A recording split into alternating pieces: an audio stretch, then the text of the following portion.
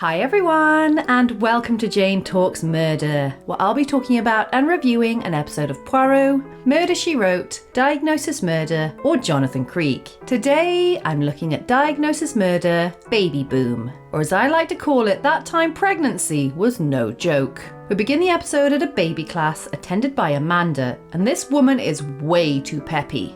I don't know what's worse, her attitude or her cookies. They're having meditation time when this dude walks in, says someone's having his baby, threatens them with his explosive vest, and into the credits we go. The guy tells the two men in the room to get out, which they argue against but have no choice, before Amanda rings Mark and exposition dumps the guy's motive. Basically, he thinks that a crooked doctor, Dr. Embry, who Mark knows, gave away Bob's sperm, which has impregnated one of the women at the class. Bob gets on the phone to continue the exposition by telling Mark him and his wife Lorraine couldn't conceive, so went to Dr. Embry for help, who Bob thinks palmed him off and then sold his sperm illegally. Mark tries reasoning with him, but it doesn't help, as Bob screams at him and hangs up, so Jesse calls Steve and Colleen suggests rushing him. Juliet complains she's thirsty, so Bob goes to find her something to drink, and the women sit down and discuss their failed attempts at getting pregnant before they went to Dr. Embry. This woman is having triplets. Steve gets Sniper set up, which Mark chastises him for, and Amanda gives Bob an earful for not knowing how to take care of pregnant women.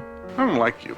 I'm so surprised. And threatens him with hormones. Now who has the detonator? Group shot! Amanda calls Mark, who says he'll go see Dr. Embry, and she is furious that Steve is involved, risking all their lives. But he wants to know about the device. However, Amanda is nearly caught and hangs up. Mark goes to visit Dr. Embry and his douchey hairstyle, and tells him about the whole hostage situation going on across the street, and the reason why. But Embry denies it, saying Patricia, his nurse, is also his ex, and she made up rumors about him. So Embry calls Bob and tries to explain the mix-up, but Bob doesn't believe him. Bob tells Mark that Embry is a liar and to talk to Patricia himself, and then rants to his hostages, who Amanda defends, and Juliet's water just broke. Bob bumbles around. She's having a baby, you moron!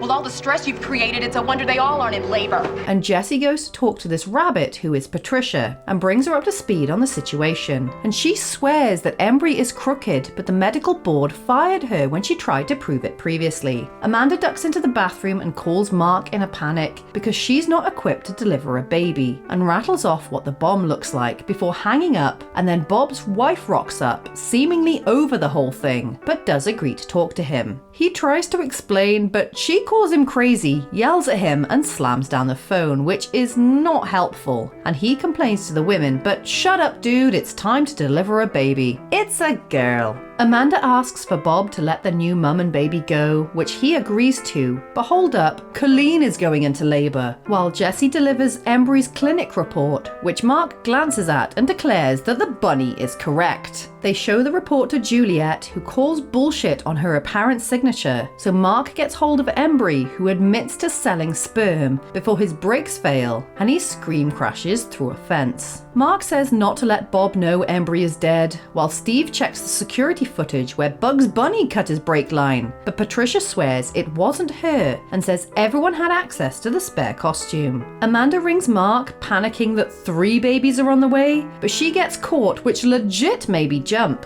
And Bob goes nuts at her, but she calms him down enough to get him to agree to let someone in to help deliver the babies. Lorraine, meanwhile, offers to try again with Bob, but Mark says no thanks because last time was a shit show, and she could have killed Embry, while Amanda gets the help she ordered, but she's not a happy camper that it's Steve. They have a fun little conversation before he's put to work, and Cheryl is disappointed to hear that Embry is shifty and dead, while Mark and Jesse pour through his coded records and realize they need Patricia's help. Amanda, knowing Steve isn't any help, asks for Mark on speaker, which Bob agrees to, and despite some complications, all 3 babies are delivered. And Steve is adorable, bless him. Bob thinks these babies are his, but Amanda gives a boss-ass speech to him, which convinces him to surrender. But there's a problem. The device won't switch off. I downloaded the plans off the internet. I mean, they seemed all right to me. You can't trust the internet. How can you trust it? Oh dear. Amanda runs away. Steve disarms it pretty quickly, and it's revealed that Bob's not the father because he's infertile, so Lorraine punches him and he's arrested. Mark thanks Patricia for her help and promises to get her reinstated, so she ditches the bunny costume, and afterwards Amanda arrives with Embry's autopsy report, which says the crash didn't kill him, so they go to nose at his body with Cheryl and talk about suspects. Mark says Embry faked his car crash and waited out the hostage situation so he could skip the country with his lover, Cheryl. But she was furious about his dodgy practice and drowned him, which Mark has no evidence of, so it's handy that she confesses. And the episode ends with the news of Colleen's triplets being named Mark, Steve, and Amanda. Okay, so this is rated the third worst episode of the show, but I've always enjoyed this one. Amanda really got to shine and show off her range of character with some fun and sassy dialogue, which tracks with her often annoyance at douchey male characters, as well as being assertive, taking charge and having some really heartfelt moments in both protecting the women and delivering the babies. The concept was a little silly if you thought about it too much, but I love the dynamic of this clearly out of his element dude stuck in a room of hormonal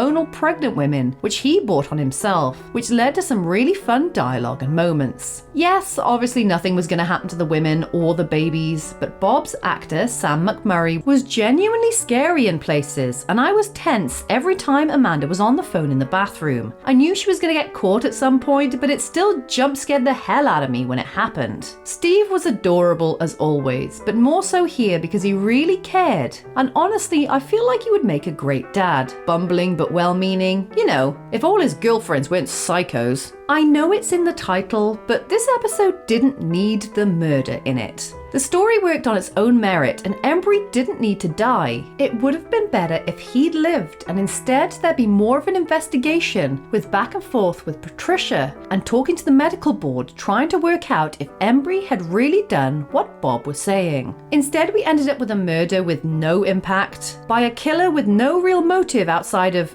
disappointed. And although being held hostage as an alibi is a novel idea, I feel like it was wasted in this case because it wasn't very impactful.